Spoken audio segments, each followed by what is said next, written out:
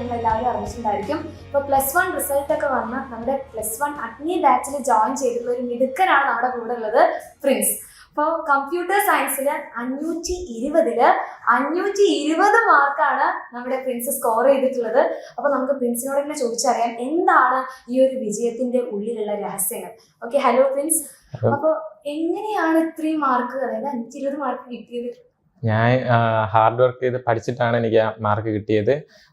Exam ടൈമിലൊക്കെ ഞാൻ നന്നായിട്ടിരുന്ന് പഠിക്കുമായിരുന്നു. രാവിലെ ഇരുന്ന് പഠിച്ചു തുടങ്ങി. എക്സാമിനറിൻ്റെ ക്ലാസ് കണ്ടാണ് ഞാൻ പഠിക്കുന്നത്. എക്സാമിനറിൻ്റെ അവസാനത്തെ റിവിഷൻ ബാച്ചിൽ ഞാൻ ജോയിൻ ചെയ്തിട്ടുണ്ടായിരുന്നു. അപ്പോൾ ഓരോ പാഠവും പഠിക്കുന്നതിന് മുമ്പ് ആ റിവിഷൻ ക്ലാസ് കണ്ടിട്ടാണ് ഞാൻ പഠിക്കുന്നത്. പിന്നെ എല്ലാ പ്രീവിയസ് ഇയർ ക്വസ്റ്റ്യൻസും ചെയ്തിട്ട് പോയതുകൊണ്ട് എനിക്ക് പരീക്ഷ വളരെ സിമ്പിളായിട്ടാണ് തോന്നിയത്.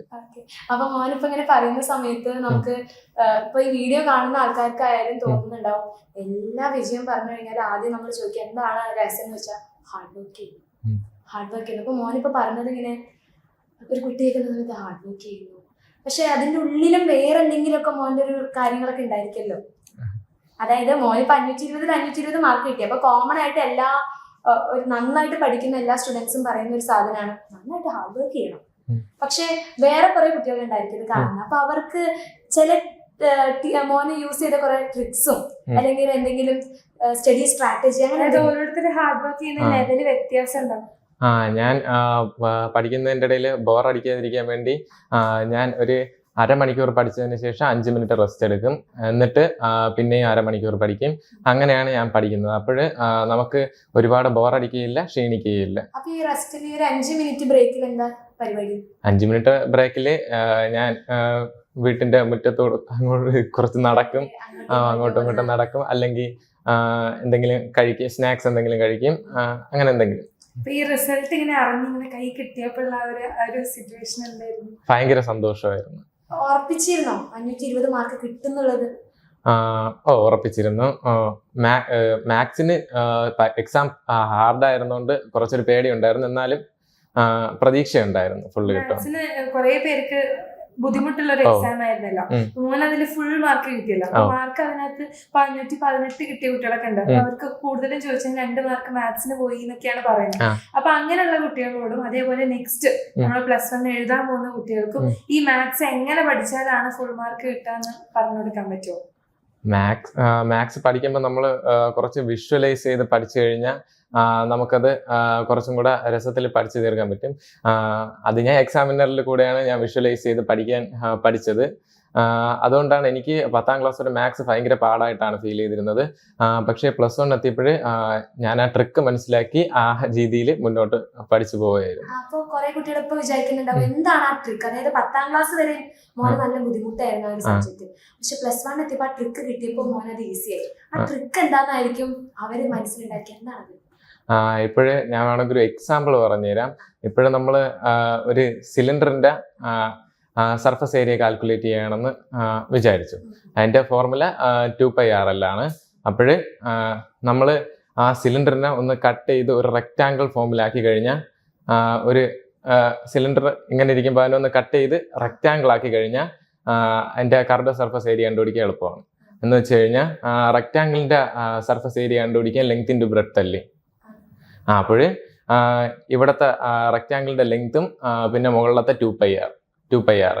അപ്പോൾ അത് ഒരു എക്സാമ്പിൾ ആണ്. ഇതുപോലെ ഓരോ കാര്യങ്ങളും വിഷ്വലൈസ് ചെയ്ത് എങ്ങനെയാണ് വന്നത് അപ്പോൾ കുറച്ചും കൂടെ എളുപ്പമായിട്ട് തോന്നും. പിന്നെ ഒരിക്കലും മറക്കുകയില്ല ആ ഇക്വേഷൻ. നമ്മൾ മറന്നു പോയാലും നമുക്ക് ഉണ്ടാക്കിയെടുക്കാൻ പറ്റും ഇക്വേഷൻ. പറഞ്ഞു. സെറ്റാണ്. അപ്പൊ 10ാം ക്ലാസ്സിൽ അപ്പൊ എന്തുകൊണ്ടാണ് അങ്ങനെ ഒരു ഇത് വരാഞ്ഞത്? എക്സാമിന്റെ ക്ലാസ് കണ്ടു തുടങ്ങിയിട്ടില്ല, അവസാനമാണ്. പക്ഷെ അത് കണ്ടു തുടങ്ങിയപ്പോഴേ എനിക്ക് സ്വന്തമായിട്ട് വിഷ്വലൈസ് ചെയ്ത് പഠിക്കാൻ സാധിച്ചു.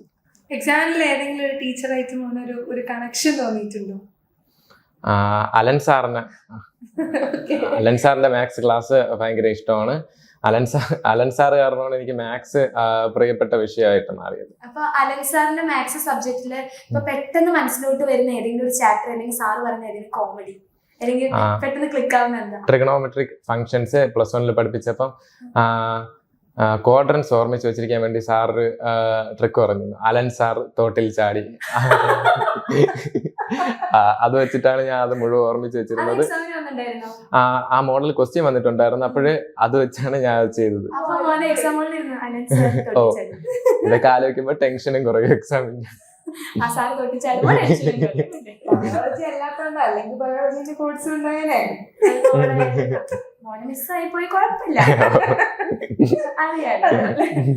അപ്പൊ ഫേവറേറ്റ് ആയിട്ടുള്ള സബ്ജക്ട് ഇപ്പൊ മാത്സ് ആയിട്ട് വന്നിട്ടുണ്ടായിരിക്കും. അപ്പൊ മോനെ ബാക്കി ഫ്യൂച്ചറിൽ എന്താ പ്ലാൻ, ഡ്രീം എന്താ? എനിക്ക് എൻട്രൻസ് എക്സാം JEE എഴുതി IIT പഠിക്കണമെന്നാണ് ആഗ്രഹം. എന്തായാലും കിട്ടും. ഇവിടെ അന്വേഷിച്ചത് കിട്ടിയല്ലോ. ഇതേപോലെ മുന്നോട്ട് പോയാൽ എന്തായാലും കിട്ടും, ഒരു സംശയമില്ലായിരുന്നു. പേരൻസ് ഫാമിലി ഒക്കെ എങ്ങനെയുണ്ടായിരുന്നു റിസൾട്ട് ഒക്കെ അറിഞ്ഞ സമയത്ത്? എല്ലാവർക്കും ഭയങ്കര സന്തോഷമായിരുന്നു. റിസൾട്ട് അറിഞ്ഞ സമയത്ത് എല്ലാവർക്കും ഭയങ്കര സന്തോഷമായിരുന്നു. എനിക്ക് ഫുൾ മാർക്ക് കിട്ടുമെന്ന്, ഫുൾ A+ കിട്ടുമെന്ന് പ്രതീക്ഷയുണ്ടായിരുന്നു. പക്ഷെ ഫുൾ മാർക്ക് കിട്ടുമെന്ന് എനിക്ക് പ്രതീക്ഷയുള്ള കാര്യം ഞാൻ അവരുടെ അടുത്ത് പറഞ്ഞിട്ടില്ലായിരുന്നു. എന്ന് വെച്ചാൽ കിട്ടിയില്ലെങ്കിൽ SSLC. SSLCന്റെ ബുക്കൊക്കെ നമുക്കറിയാലോ, കുഞ്ഞു ബുക്കാണല്ലോ. അപ്പം അതിനകത്ത് നമുക്കൊരു ഈ ഒരു NCERT ബുക്കിലേക്ക് ഒരു ഡ്രാസ്റ്റിക് ചേഞ്ച് ആണ്. ഇപ്പൊ SSLC റിസൾട്ട് വന്നിരിക്കുന്ന കുട്ടികളുണ്ട്. അപ്പൊ ഫുൾ A+ കിട്ടിയ കുട്ടികൾക്കുള്ള ഒരു ടെൻഷൻ ഇതാണ്, അയ്യോ എങ്ങനെയാ പഠിക്കുക എത്രയും വലിയ ബുക്കൊക്കെ. അപ്പൊ അങ്ങനെ ഒരു ചേഞ്ച് വന്നപ്പോ മോനൊരു സ്ട്രെസ് തോന്നിയിട്ടുണ്ടായിരുന്നു? ആദ്യം ബുക്ക് കണ്ടപ്പം എനിക്കൊരു സ്ട്രെസ് തോന്നിയിട്ടുണ്ടായിരുന്നു. എന്ന് വെച്ചാൽ ഇത്രയും വലിയ ബുക്ക്, ഇത്രയും 14 ചാപ്റ്റേഴ്സ്, ഫിസിക്സിൽ 14, മാത്സിൽ 16 ചാപ്റ്റർ ഒക്കെ പഠിച്ച് തീക്കാവുള്ളതുകൊണ്ട് എനിക്ക് ഭയങ്കരമായിട്ട് സ്ട്രെസ് തോന്നിയിരുന്നു. പക്ഷേ ഞാനത് ഓരോ ഇതിനനുസരിച്ച്, എക്സാമിനനുസരിച്ച് ഓരോന്ന് കൃത്യമായിട്ട് പഠിച്ചു പോയപ്പം അത് അറിയാതെ തന്നെ പോർഷൻസ് ഒക്കെ തീർന്നു. 10ാം ക്ലാസ് പോലെ തന്നെ പോർഷൻസ് ഒക്കെ എളുപ്പമായിട്ട് തീർന്നു. അതിനനുസരിച്ച് പഠിച്ചു പോയപ്പോൾ ടെക്സ്റ്റ് ബുക്ക് കംപ്ലീറ്റ് ആയിട്ട് പഠിച്ചിട്ടുണ്ടായിരുന്നു. പിന്നെ പ്രീവിയസ് ഇയർ ക്വസ്റ്റ്യൻസ് എല്ലാം ചെയ്ത് നോക്കിയിട്ടുണ്ടായിരുന്നു. അപ്പൊ മോനൊരു ചാപ്റ്റർ പഠിക്കുന്ന രീതി എന്താ? അപ്പൊ ഓരോരുത്തർക്ക് ഉണ്ടാവില്ല, ഒരു ചാപ്റ്റർ പറയുമ്പോൾ ആദ്യം ടെക്സ്റ്റ് വായിക്കുന്നു, പിന്നെ നോട്ട് ഉണ്ടാക്കുന്നു, അങ്ങനെ ഒരു ഓർഡർ ഉണ്ടാവില്ല. അപ്പൊ അത് ഓരോരുത്തർക്ക് ഡിപ്പെൻഡ് ചെയ്യും. പക്ഷെ മോൻ എങ്ങനെയാ ചെയ്തുകൊണ്ടിരുന്നത്? ഞാൻ ചെയ്തുകൊണ്ടിരുന്നത് ഇപ്പോഴും ചെയ്യുന്നത് അങ്ങനെ തന്നെയാണ്. ഞാൻ ആദ്യം എക്സാമിനറിന്റെ ക്ലാസ് ലേണിംഗ് വീഡിയോസ് എടുത്ത് വയ്ക്കും. ലേണിംഗ് വീഡിയോസ് എടുത്ത് വെച്ച് ഓരോ ലേണിംഗ് വീഡിയോ കാണും. അതിനനുസരിച്ച് ഒരു ഷോർട്ട് നോട്ട് എഴുതി പോവും. എന്നിട്ട് ആ ഷോർട്ട് നോട്ട് വെച്ച് ഞാൻ പഠിക്കും. അങ്ങനെയാണ് ഞാൻ ഇപ്പോഴും പഠിച്ചുകൊണ്ടിരിക്കുന്നത്. ഒരു ചാപ്റ്റർ എല്ലാ എക്സാംസിനും ഓരോ തവണ റിവൈസ് ചെയ്യും. റിവിഷനൊക്കെ വരുമ്പോൾ റിവൈസ് ചെയ്യും. ഫൈനൽ എക്സാം ആയപ്പോഴത്തേക്ക് ഏകദേശം ഒരു ചാപ്റ്റർ എത്ര ടൈം റിവൈസ് ചെയ്തിട്ടുണ്ടാവും? ഒരു 10-12 പ്രാവശ്യം റിവൈസ് ചെയ്തിട്ടുണ്ട്. പിന്നെ അത്ഭുതമല്ല, അത്രയും ഹാർഡ് വർക്ക് തന്നെയാണ് അത്. കാരണം ഇപ്പം ഇത്രയും തവണ ആ ഒരു ചാപ്റ്റർ റിവൈസ് ചെയ്തുകൊണ്ടാണ് പച്ചവെള്ളം പോലെ ഓരോ ടോപ്പിക്സും ആയത്. അപ്പൊ അത് നിങ്ങൾക്ക് എല്ലാവർക്കും ഉള്ള ഒരു ടിപ്പാണ്, ഒരു മെസ്സേജ് ആണ്, മാക്സിമം റിവിഷൻ. അപ്പൊ മോനെ എക്സാം ഹോളിലോട്ട് പോവല്ലോ, അപ്പൊ ഫ്രണ്ട്സ് പഠിച്ചാ സാധനം എപ്പോഴും എല്ലാവരും ചോദിക്കും, എന്താ പറയാ? പഠിച്ചു എന്ന് പറയും. പഠിച്ചു, നല്ല കോൺഫിഡൻസോട് പറയും. സാധാരണ എല്ലാവരും ഇല്ല, ഞാൻ പഠിച്ചു എന്ന് പറയും. ഞാൻ പഠിച്ചു എന്ന് പറയും. അപ്പൊ അത് രണ്ടാമതായിട്ട് ശ്രദ്ധിക്കുക, പഠിച്ച കാര്യങ്ങൾ നമ്മൾ പറയല്ലോ, പഠിച്ചില്ല, ഞാനൊന്നും പഠിച്ചിട്ടില്ല. ഇല്ല, എങ്കിൽ റിസൾട്ട് വരുമ്പോ എന്തായാലും ഞാൻ കള്ളനാവൂലേ. അപ്പൊ മുന്നേ ഞാൻ പഠിച്ച കാര്യം പഠിച്ചു എന്നുള്ളത് പറയും. അപ്പൊ എക്സാം കഴിഞ്ഞ് വന്നു കഴിഞ്ഞാലും ഇപ്പൊ പാരന്റ്സിനോടായാലും ഫ്രണ്ട്സിനോടും പറയാം, എക്സാം എങ്ങനെയുണ്ട് ചോദിച്ചിട്ടുണ്ടായിരുന്നു? എളുപ്പമുണ്ടെങ്കിൽ എളുപ്പമുണ്ടെന്ന് പറയും. മാത്സ് കഴിഞ്ഞ് വന്നപ്പം ഞാൻ കുറച്ച് ടഫായിരുന്നാണ് പറഞ്ഞിരുന്നത്. ബാക്കി എല്ലാ വിഷയവും ഞാൻ ഈസി എന്നാണ് പറഞ്ഞിരുന്നത്. അപ്പൊ ഈ എക്സാം ഹോളിലേക്ക് നമ്മൾ കേറുമ്പോ കുറെ കുട്ടികൾ ഇങ്ങനെ വന്നിട്ട് പറയുമല്ലോ, ഇത് ഇമ്പോർട്ടന്റ്, ഇത് പഠിച്ചോ എന്നൊക്കെ ചോദിച്ചു ലാസ്റ്റ് മിനിറ്റ് ചോദിക്കും. അപ്പൊ ലാസ്റ്റ് മിനിറ്റിൽ എടുത്ത് വായിക്കോ അതോ? ഇല്ല, ഞാൻ അപ്പോഴും വായിക്കാറില്ല. ഞാൻ വീട്ടിൽ സ്കൂളിൽ വന്നു കഴിഞ്ഞ് ഞാൻ സ്കൂളിൽ ബുക്ക് കൊണ്ടുപോകില്ല എക്സാം ദിവസം. ഞാൻ സ്കൂളിൽ എഴുതാനുള്ള പെന്നും ഹാൾ ടിക്കറ്റും ഒക്കെ മാത്രമേ കൊണ്ടുപോകാറുള്ളൂ. അപ്പോൾ വായിക്കുമ്പോൾ പെട്ടെന്ന് ടെൻഷൻ വരും എല്ലാം കൂടെ കാണുമ്പോൾ. അതുകൊണ്ട് ഞാൻ ബുക്ക് കൊണ്ടുപോകാറില്ല, അപ്പൊ റിവൈസ് ചെയ്യാറുമില്ല. അപ്പൊ രണ്ടാമതായിട്ട് ശ്രദ്ധിക്കേണ്ടത്, എക്സാം ഹോളിലോട്ട് പോകുന്ന സമയത്ത് ഇരുന്ന് നമ്മളിങ്ങനെ ബുക്ക് നോക്കി നമ്മൾ ടെൻഷനാണ്. അപ്പൊ ഇനിയിപ്പോ എക്സാം നമ്മൾ എഴുതുന്ന രീതി ഉണ്ടല്ലോ, ഇപ്പൊ ഒരു ക്വസ്റ്റ്യൻ ചില ആൾക്കാർക്ക് എങ്ങനെയാണ് ആ ക്വസ്റ്റ്യൻ അറ്റൻഡ് ചെയ്യാന്നുള്ള ബുദ്ധിമുട്ടായിരിക്കും. അപ്പൊ മോൻ എങ്ങനെയായിരുന്നു എഴുതി ഒരു ക്വസ്റ്റ്യൻ എങ്ങനെയായിരുന്നു അപ്രോച്ച് ചെയ്തിട്ടുണ്ടായിരുന്നത്? പാരഗ്രാഫ് ആയിട്ട് എഴുതുക, അങ്ങനെ എങ്ങനെയൊക്കെ ഉണ്ടായിരുന്നു? അപ്പൊ മോൻ എങ്ങനെയായിരുന്നു എഴുതിയിട്ടുണ്ടായിരുന്നു ഒരു ക്വസ്റ്റ്യൻ എങ്ങനെ അപ്രോച്ച് ചെയ്യാം? ആദ്യം മുതൽ ഫസ്റ്റ് നമ്പർ ഇട്ട് എങ്ങനെ എഴുതും, അത് അറിയുന്ന ക്വസ്റ്റ്യൻ ആദ്യം എഴുതുന്നു എങ്ങനെ? ഞാൻ സയൻസ് വിഷയങ്ങൾക്കെല്ലാം മാത്സ് പോയിട്ടുള്ള ബാക്കി എല്ലാ സയൻസ് വിഷയങ്ങൾക്കും എനിക്ക് അറിയാന്നുള്ള ക്വസ്റ്റ്യൻ എല്ലാം ഓർഡറിൽ പോയി. എനിക്ക് എന്ന് വെച്ചാൽ കോൺഫിഡൻസ് ഉണ്ടായിരുന്നു എന്തായാലും എഴുതി കഴിയും, ടൈമിന് എഴുതി കഴിയും. ബട്ട് മാത്സ് ഞാൻ എഴുതിയപ്പോൾ കറക്റ്റ് ഓപ്ഷൻ അനുസരിച്ച് എഴുതിയിട്ട് അവസാനമാണ് എക്സ്ട്രാ ക്വസ്റ്റ്യൻസ് ഒക്കെ ചെയ്തത്. ബാക്കിയെല്ലാം ഞാൻ ഒരു ഓർഡറിൽ അങ്ങ് ചെയ്തു എല്ലാം ചെയ്തു. ഈ ക്വസ്റ്റ്യൻ ഓരോന്ന് അറ്റൻഡ് ചെയ്യുമ്പോൾ ടൈം മാനേജ് ചെയ്യുന്ന കുറെ കുട്ടികൾക്ക് നല്ല ബുദ്ധിമുട്ടാണ്. കുറെ പേര് ഇപ്പൊ വന്ന് പറഞ്ഞിട്ടുണ്ടായിരുന്നത് ലാസ്റ്റ് ക്വസ്റ്റ്യൻ അറ്റൻഡ് ചെയ്യാൻ സമയം കിട്ടില്ല, അതിലാണ് മാർക്ക് വരുന്നത്. അപ്പൊ മോൻ എങ്ങനെ ടൈം മാനേജ് ചെയ്തിട്ട്? ഇപ്പം ലാംഗ്വേജസ് ആണ് എക്സാം വരുന്നതെങ്കിൽ 80 മാർക്സിനാണ്. അപ്പോൾ 2.5 മണിക്കൂർ എനിക്ക് തികയാറുണ്ട്, എന്നാലും തികയാറില്ല ചിലവർക്ക്. അപ്പോൾ ഞാൻ ചെയ്യുന്നതെന്ന് വെച്ചാൽ ഈ 1 മാർക്കിന്റെ 2 മാർക്കിന്റെ ഒക്കെ ക്വസ്റ്റ്യൻസ് ആദ്യം ഒരു 10 മിനിറ്റ് കൊണ്ട് തന്നെ മാക്സിമം സ്പീഡിന് കംപ്ലീറ്റ് ചെയ്യാൻ നോക്കും. അത് കഴിഞ്ഞ് ഇപ്പം ഹിന്ദി, മലയാളം അതുപോലത്തെ വിഷയങ്ങളാണെങ്കിൽ ഞാൻ 4 മാർക്കിന്റെ ക്വസ്റ്റ്യൻ വരുമ്പോൾ അതിന് ഒരു 4 മിനിറ്റ് 5 മിനിറ്റ് ആ റേഞ്ച് വെച്ച് കൊടുക്കും. എന്നിട്ട് ലാസ്റ്റ് 8 മാർക്കിന്റെ 2 ക്വസ്റ്റ്യൻ വരുമ്പം അത് രണ്ടും ഒരു 10 to 15 മിനിറ്റ് വെച്ച് എടുത്തെഴുതും. ലാസ്റ്റ് എഴുതി തീരാറുണ്ട്. ടൈം ഫ്രെയിം വെച്ച് ഡിവൈഡ് ചെയ്യുക ആദ്യമേ, അതിനനുസരിച്ച് കംപ്ലീറ്റ് ചെയ്യും. അല്ലാതെ ഓരോന്ന് എഴുതിയിട്ട് അതിനുള്ള സമയം എടുക്കില്ല. അപ്പൊ ഇതിങ്ങനെ ആക്കാൻ വേണ്ടി കുറച്ച് പ്രാക്ടീസ് ചെയ്തിട്ടുണ്ടായിരിക്കുമല്ലോ. അപ്പൊ മോൻ തന്നെ സ്വന്തം ക്വസ്റ്റ്യൻസ് ഉണ്ടാക്കിയിട്ട് വീട്ടിലാണ് പ്രാക്ടീസ്? പ്രീവിയസ് ഇയർ ക്വസ്റ്റ്യൻ വെച്ചിട്ടാണ് പ്രാക്ടീസ് ചെയ്യുന്നത് ഞാൻ. അപ്പൊ ഈ രീതി തന്നെ എഴുതി അതങ്ങനെ ഒരു വഴിക്ക് വന്നിട്ടുണ്ടായിരുന്നു.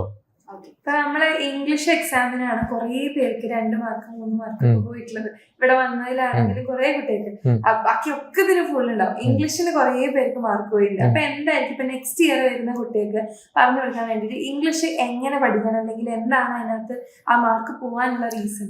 ഇംഗ്ലീഷ് നമ്മൾ ടെക്സ്റ്റ് ബുക്ക് ഒരുപാട് തവണ വായിക്കണം. അതിനനുസരിച്ച് തന്നെ നമ്മൾ പല സോഴ്സസിൽ നിന്ന് ഓരോ ക്വസ്റ്റ്യൻ വായിച്ച് അതിനെക്കുറിച്ച് മനസ്സിലാക്കി എടുക്കണം.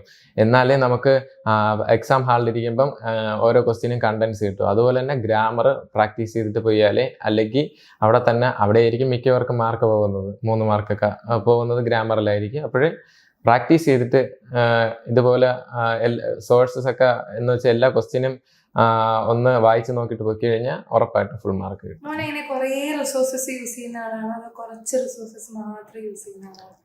ഞാൻ റിസോഴ്സസ് കുറച്ച് യൂസ് ചെയ്യാറുള്ളൂ.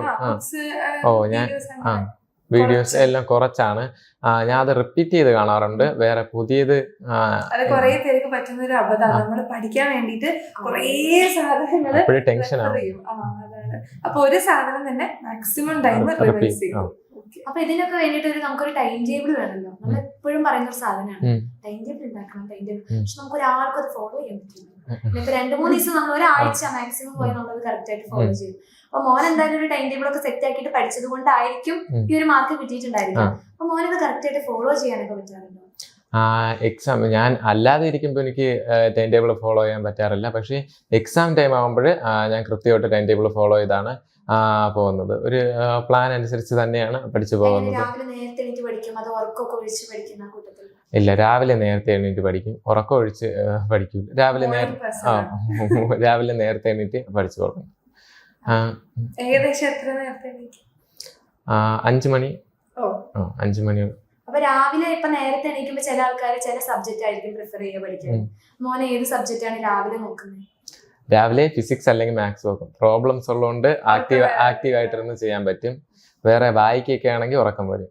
വായിക്കുന്ന വിഷയങ്ങളൊക്കെ ആണെങ്കിൽ നമുക്ക് ഉറക്കം വരും. അതുകൊണ്ട് ഫിസിക്സ് അല്ലെങ്കിൽ മാത്സ് ആണ് ഞാൻ രാവിലെ പ്രിഫർ ചെയ്യുന്നത്. എക്സാം ടൈമിലാണോ ഈ ടൈം ടേബിൾ ഒക്കെ കറക്റ്റ് ആയിട്ട് ഫോളോ ചെയ്ത് പോവാ? എക്സാം ടൈമിലാണ്. മുന്നേ ടൈം ടേബിൾ ഒക്കെ സ്വയം ഉണ്ടാക്കി വെച്ചിട്ടുണ്ടായിരിക്കും?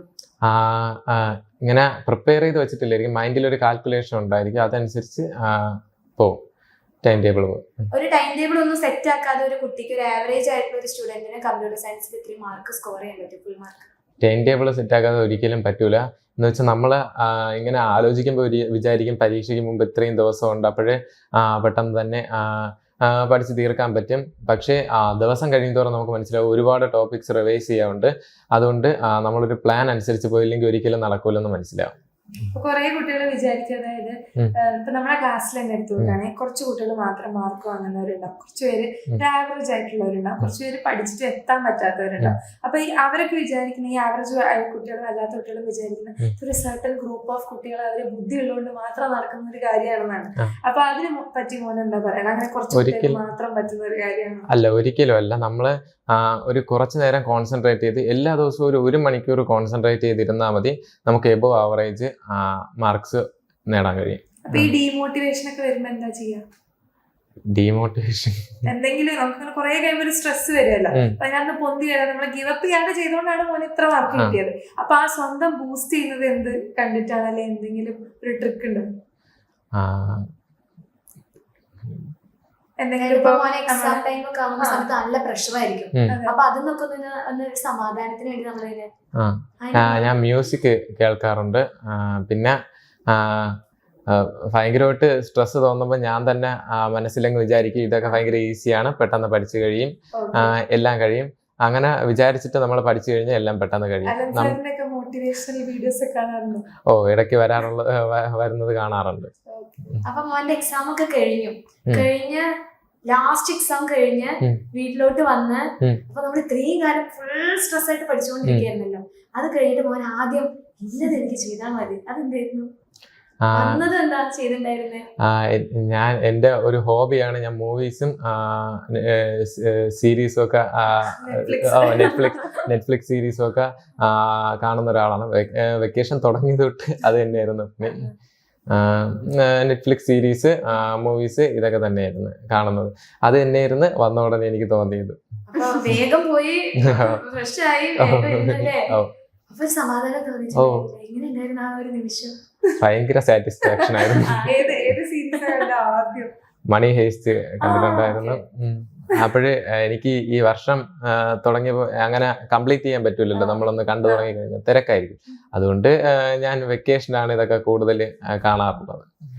മോൻ പറഞ്ഞിട്ടുണ്ടായിരുന്നു എനിക്കിതൊക്കെ നല്ല ഹോബീസ് ആണ്. അപ്പൊ ഈ ഒരു എക്സാം ടൈമിൽ നമുക്ക് ഈ സീരീസിനെ കുറിച്ച് നമുക്ക് അടുത്തത് കാണാൻ തോന്നിയും എന്താ അടുത്തെന്ന് അറിയാം. അപ്പൊ നമുക്ക് ഇടയ്ക്ക് ഒരു ഇതുണ്ടായിരിക്കുമല്ലോ, ഒരു എന്താണെന്ന് ഒരു 10 മിനിറ്റ് നോക്കിയിട്ട് വരാതെ, അങ്ങനെയൊക്കെ മോനെ തോന്നിയിട്ടുണ്ടായിരുന്നു? തോന്നിയിട്ടുണ്ട്, പക്ഷേ ഞാൻ അപ്പോഴെടുത്തിട്ടില്ല, കൺട്രോൾ ചെയ്തിട്ടുണ്ട്. അപ്പോഴും നമ്മൾ എക്സാംസിനെ കുറിച്ച് ആലോചിക്കണം. എന്ന് വെച്ചാൽ നമുക്ക് സീരീസ് ആണെങ്കിൽ പിന്നെയും കാണാം, വെക്കേഷൻ ഒരുപാട് സമയമുണ്ട് കാണാം.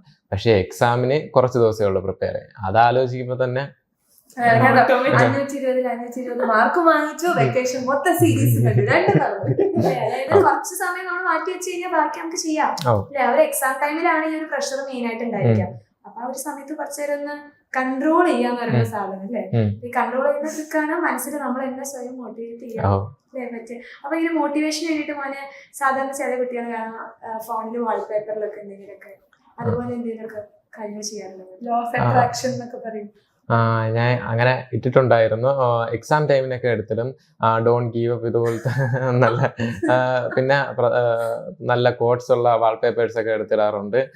പിന്നെ യൂട്യൂബ് വീഡിയോസ് കാണുമ്പോൾ ഇതുമായിട്ട് ബന്ധപ്പെട്ട മോട്ടിവേഷൻ തരുന്ന ഷോർട്സും വീഡിയോസും ഒക്കെ യൂസ്ഫുൾ ആയിരുന്നു. യൂസ്ഫുൾ ആയിരുന്നു. അതൊക്കെ കാണാറുണ്ട്. നമ്മുടെ ബാച്ചിലെ ഏത് ഫീച്ചറാണ് ഏറ്റവും ഇഷ്ടം? എനിക്ക് ബാച്ചിൽ ഇപ്പോഴ് +2 ഉയരെ ബാച്ചിൽ എനിക്ക് ലാപ്ടോപ്പ് ഉണ്ട്. അപ്പോൾ ലാപ്ടോപ്പിൽ കഴിഞ്ഞ വർഷം എനിക്ക് ക്ലാസ് കാണാൻ പറ്റില്ലായിരുന്നു.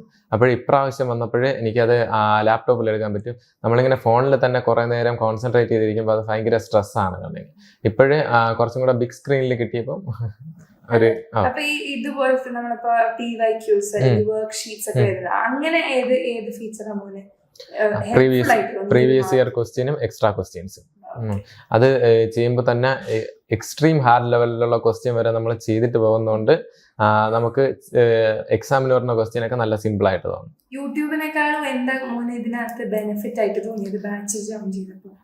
എല്ലാം നല്ല എക്സ്പ്ലെയിൻ ചെയ്താണ് പറയുന്നത്. പിന്നെ ഓരോ ടോപ്പിക്ക് പ്രത്യേകം തിരിച്ച് ലേണിംഗ് ക്ലാസ് ഉണ്ട്. അത് ഭയങ്കര യൂസ്ഫുൾ ആണ്. അപ്പോൾ നമുക്ക് ഇത്ര ടോപ്പിക് ഇന്നെന്നും പറഞ്ഞ് നമുക്ക് പ്ലാൻ ചെയ്യാൻ പറ്റും പഠിക്കാനായിട്ട്. അപ്പോൾ അത് നല്ല യൂസ്ഫുൾ ആണ്. അപ്പൊ നമ്മുടെ എക്സാമിന്റെ ടീച്ചേഴ്സിനെ കുറിച്ചല്ലേ ഇത്രയും നേരം നമ്മുടെ എക്സാമിന്റെ ആപ്പിനെ കുറിച്ചും ബാച്ചിനെ കുറിച്ചും ഒക്കെ പറഞ്ഞു. ഞങ്ങൾ പഠിപ്പിച്ചില്ലെങ്കിലും ഇല്ലെങ്കിലും അല്ലേ? അപ്പൊ എന്താണ് എക്സാമിന്റെ ടീച്ചേഴ്സിനെ കുറിച്ചുള്ള ഒരു അഭിപ്രായം? എല്ലാവരും നല്ല ടീച്ചേഴ്സ് ആണ്, നല്ല എനർജറ്റിക് ആണ് എല്ലാവരും. അതാണ് ഏറ്റവും ഫുൾ എനർജറ്റിക് ആണ്. നമ്മൾ ഉറങ്ങിയിരിക്കുകയാണെങ്കിൽ അവരെ ക്ലാസ് കാണുമ്പോൾ നമ്മൾ ആക്റ്റീവ് ആവും. ആ കണക്കിന് നല്ല എനർജറ്റിക് ആണ് എല്ലാവരും. എനിക്ക് ഇപ്പോഴ് Dilsha miss hello examiner family എന്ന് പറയുന്നതാണ് ഓർമ്മ വന്നത്.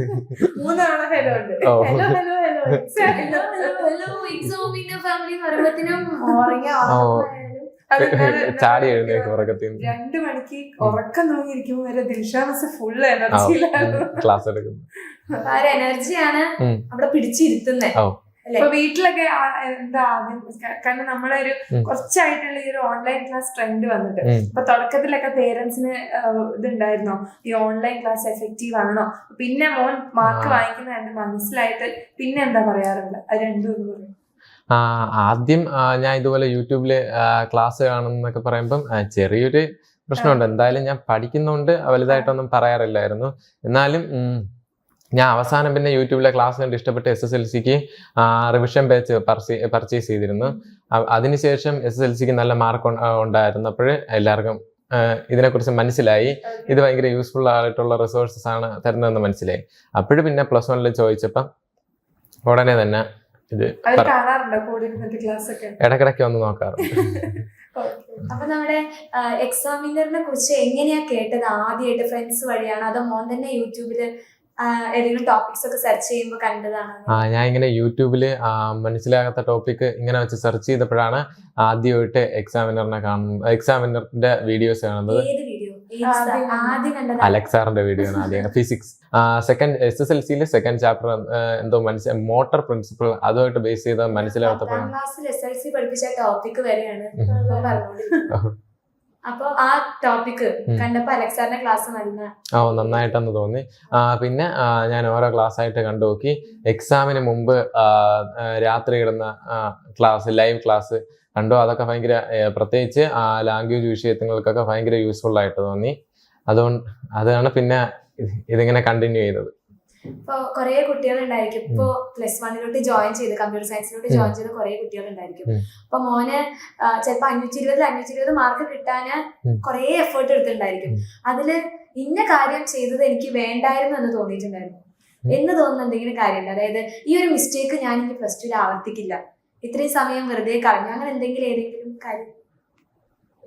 ഇല്ല, മോൻ ചെയ്ത എല്ലാ കാര്യങ്ങളും ഓക്കെ ആയിരുന്നു? എല്ലാ കാര്യങ്ങളും പെർഫെക്റ്റ് അല്ല, അതൊരിക്കലും പെർഫെക്റ്റ് ആവൂല. എല്ലാം മിസ്റ്റേക്ക് ആയിട്ട് പ്രത്യേകിച്ചിട്ടൊന്നുമില്ല. ഒരു അക്കാഡമിക് ഇയർ കഴിഞ്ഞ അടുത്ത അക്കാഡമിക് ഇയറിലേക്ക് കയറുമ്പോൾ നമ്മൾ വിചാരിക്കുന്നു ആ ചെയ്ത ഞാൻ ഇക്കൊല്ലം ചെയ്യില്ല എന്ന് വിചാരിക്കുന്ന ഒരു കാര്യം അങ്ങനെ ഒന്നുമില്ല. മോൻ ആദ്യം മുതൽ പഠിച്ചു തുടങ്ങിയിരുന്ന +1 ഇല്ല. അത് ഒരിതാണ് എന്ന് വെച്ചാൽ ഞാൻ ഓണം എക്സാം സമയത്തിനൊന്നും കൃത്യമായിട്ട് പോർഷൻ പഠിച്ച് തീർത്തിട്ടുണ്ടെങ്കിലും അവസാനം ഈ ഫൈനൽ എക്സാമിന്റെ സമയമായപ്പോഴ് ഈ കമ്പ്യൂട്ടർ സയൻസ് എളുപ്പമാണെന്ന് വിചാരിച്ച് 2 ചാപ്റ്റർ ഇട്ടിട്ടുണ്ടായിരുന്നു.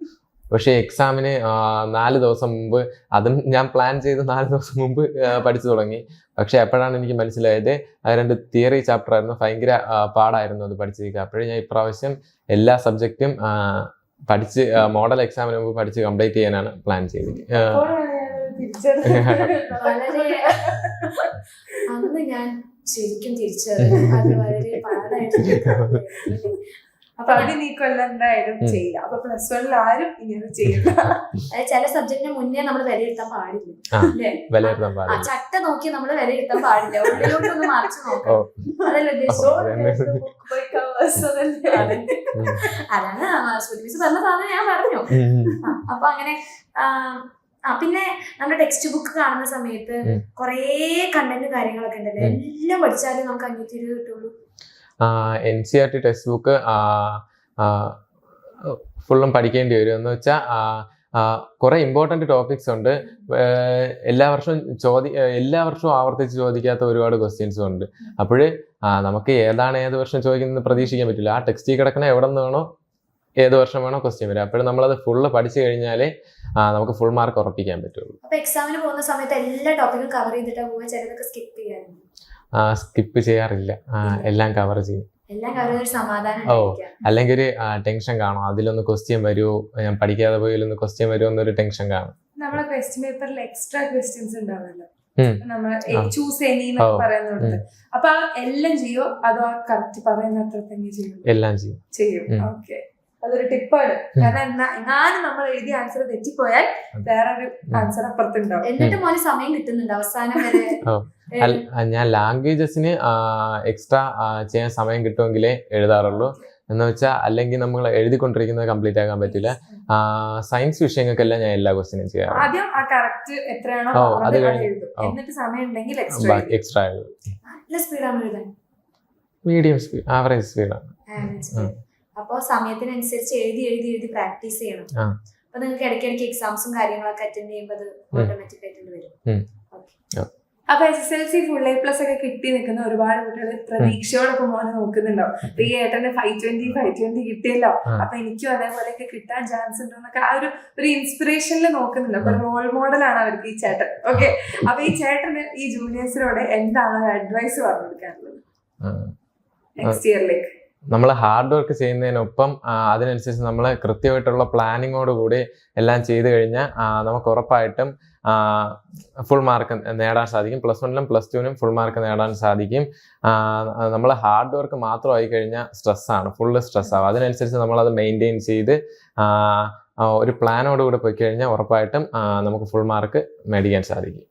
ഓക്കെ, അപ്പൊ ഇതേപോലെ നെക്സ്റ്റ് ഇയറും ഫുൾ മാർക്ക് വാങ്ങിയിട്ട് 1200 ആയിട്ട് തിരിച്ചു വരണം. Okay, all the best. Thank you.